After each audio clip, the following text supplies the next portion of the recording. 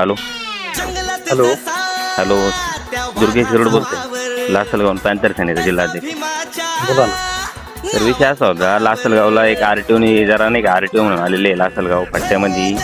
शेतकरी लोकांना खूप असा त्रास आहे, सारखा मार्केटच्या समोर गाडी फिरती, गाड्या पकडायच्या. शेतकरी लोकांना अक्षरशः म्हणजे नाही का. मी पिंपळगावच्या संदर्भात बोललो होतो. अच्छा. त्यांना म्हटलं शेतकऱ्यांना थोडाफार इकडे तिकडे असला तर त्रास देऊ नका.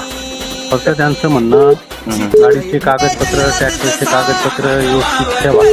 तर कसं आहे आता तुम्हाला पण माहिती आहे, बाजूला नाशिक मुंबई हायवे विंचूरवरून तिथे थांबल्याच्या हायवे रेतीचे हायवा चालतात, तिथे पकडले भरपूर. बऱ्याचशा शेतकऱ्या लोकांना आहे ना माहित नाही, नाही काय. रेतीचे हायवे जाऊ द्या, पण मग आपण आपले कागदपत्र नाही सर, बरोबर आहे तुमचं म्हणणं, पण आता शेतकरी लोकांना माहित नाही राहते. तिथे ओव्हरलोड तर मी त्यांना सांगितलं